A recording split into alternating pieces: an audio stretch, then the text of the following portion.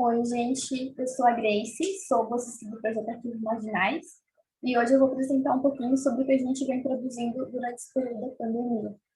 Então, eu vou compartilhar o PowerPoint por aqui, só um instantinho.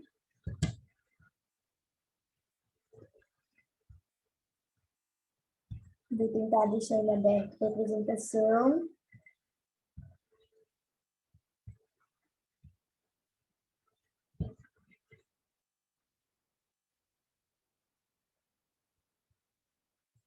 Carregando. E acho que agora vai. Então, como eu apresentei, eu sou a Grace, bolsista do Projeto Arquivos Marginais, faço História e Licenciatura também pela FAED, e vou falar um pouquinho sobre o que a gente vem produzindo.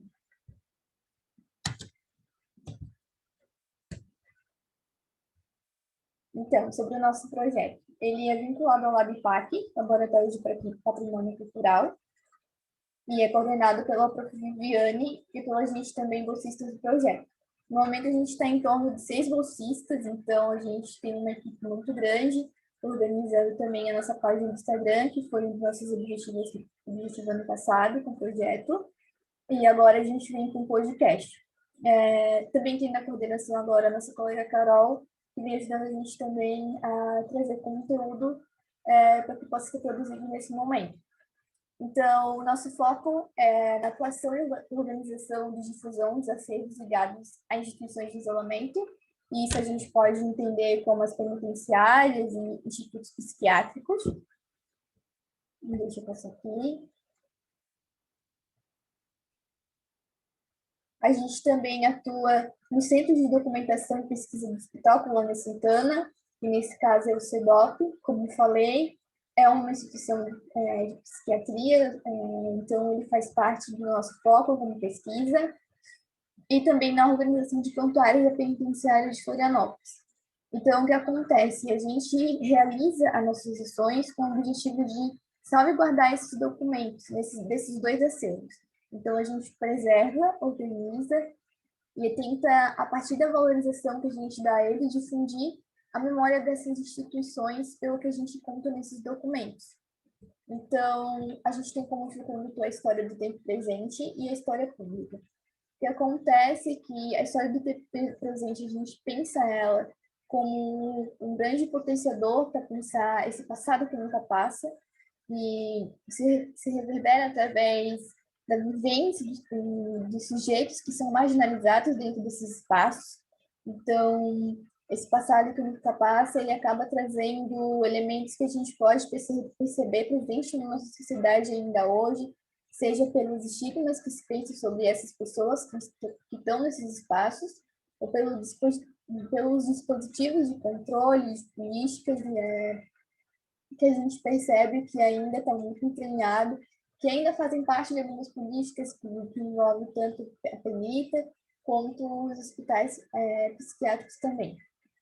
Então, a história pública, a gente pensa aqui, e ela foi um dos nossos grandes protagonistas para pensar o podcast, que é o nosso foco principal desse projeto esse semestre, para levar a história, a narrativa desses sujeitos para além dos muros acadêmicos.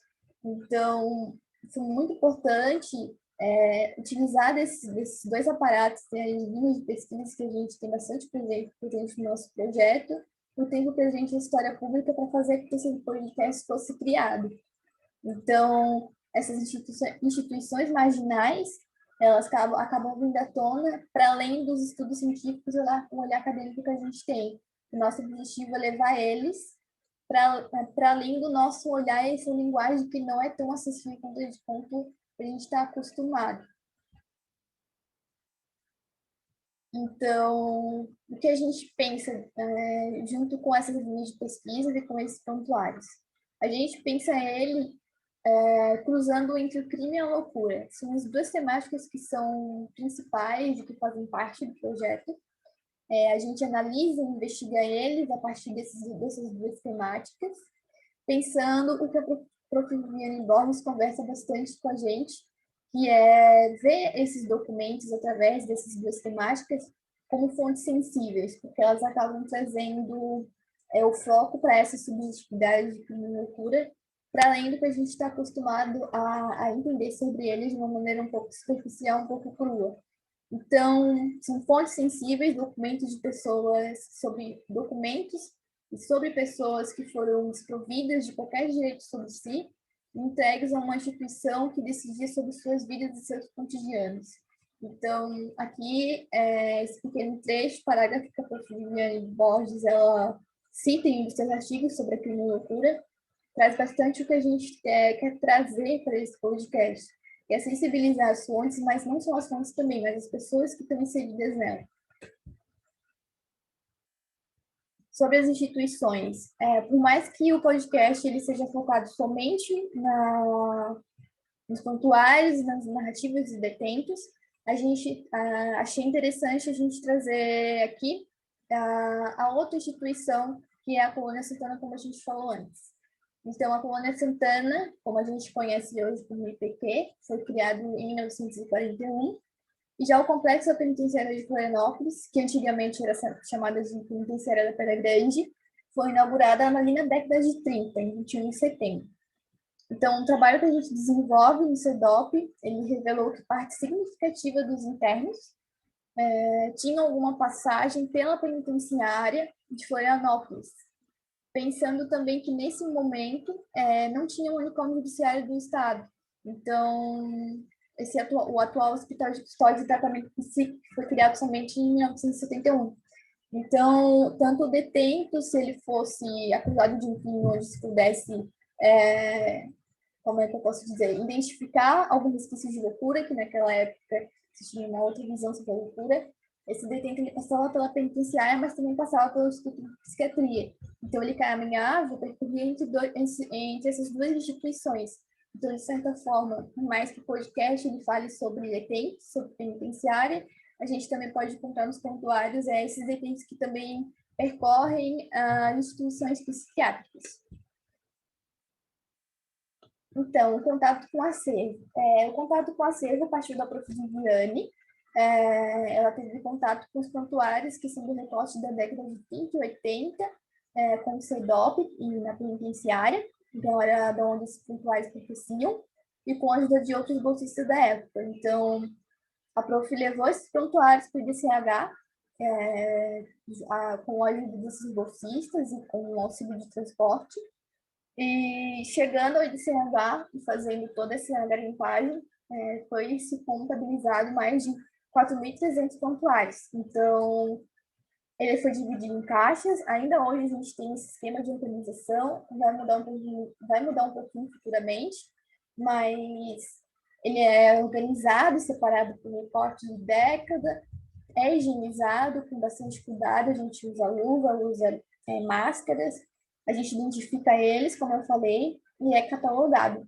Na questão da digitalização, isso a gente já fazia, porém agora, com os melhores recursos, essa digitalização ela vai acontecer de uma maneira mais rápida, com mais qualidade, e vai ajudar também nessa questão da investigação da pesquisa, com os prontuários, para que eles se tornem mais acessíveis e que os documentos eles possam ser manuseados, mas não de uma forma que possa desgastar tanto eles com esse processo de digitalização.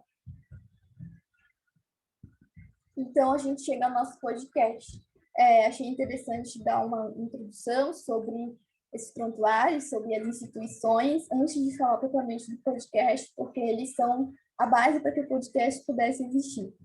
Então, devido a toda essa pandemia com Covid-19, que a gente sabe, está aí perdurando quase 2 anos, nossos encontros presenciais do IDCH foram interrompidos. Então, isso impossibilitou a nossa visitação ao acervo. E, por conta disso, a gente começou a elaborar uma nova forma de dar continuidade para o nosso trabalho, nossos estudos e pesquisas. Então, diante desse acervo que a gente tem, existem alguns que foram digitalizados. E isso inclui arquivos da penitenciária de Florianópolis, que são voltadas para as narrativas dos presos que estão presentes em uma pastinha que a gente chama de prontuários das escritas de si. Elas são do recorte da década de 30 e 80 e foram essenciais, na verdade, elas foram um dos focos principais para a gente trabalhar com o podcast, que a gente deixou como título Histórias Marginais. Então, ele foi a base para que a gente começasse a pensar as narrativas do podcast. Então, a gente usa as experiências vividas por esses sujeitos para que a voz ao qual eles construíram suas narrativas, suas vivências, que são registradas em prontuários, possam ser ouvidas.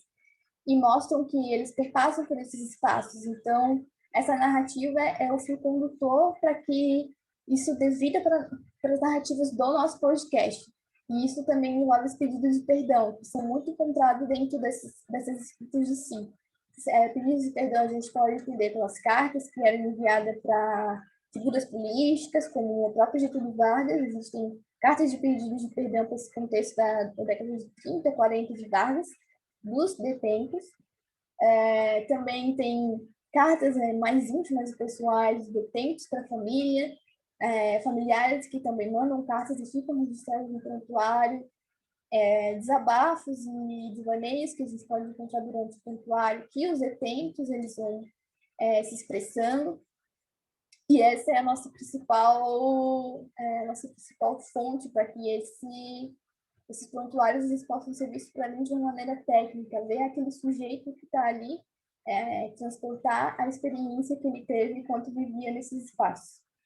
Então, as vivências e experiências vividas por esses sujeitos perpassam esses espaços e permitindo que a gente consiga compreender e enxergar as subjetividades que eles possuem e que a gente possa levar ele para além do público acadêmico.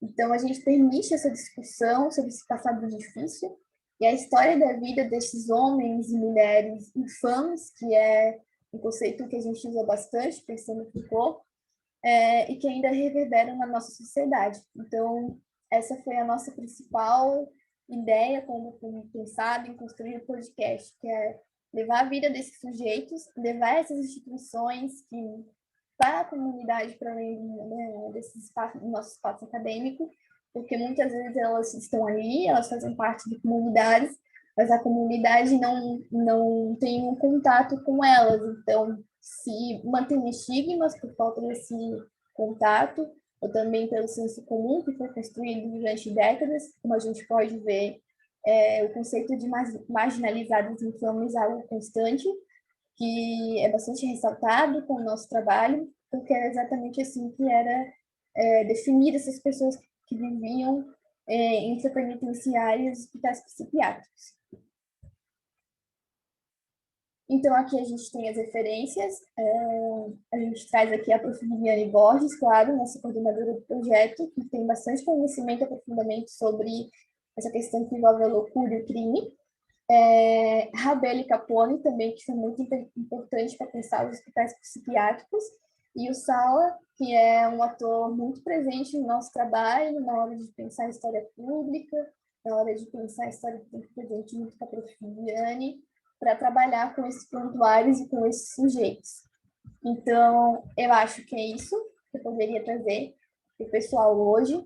É muito importante porque a gente tem visto o podcast se transformar, sendo construído, e isso é muito prazeroso porque não só faz parte do nosso trabalho, como também faz parte de histórias que foram adormecidas, silenciadas em prontuários, que se não fosse a prof. Viviane, todo o pessoal que passou pelo projeto, talvez isso nunca poderia ter sido lido ou visto. Então, o podcast vai caminhando mais ou menos nesse sentido, de poder a gente levar essas histórias para além do que a gente está acostumado.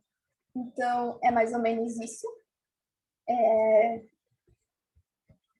Então, é mais ou menos isso, como eu falei. A gente pode terminar a nossa apresentação por aqui. Eu agradeço e tchau, tchau.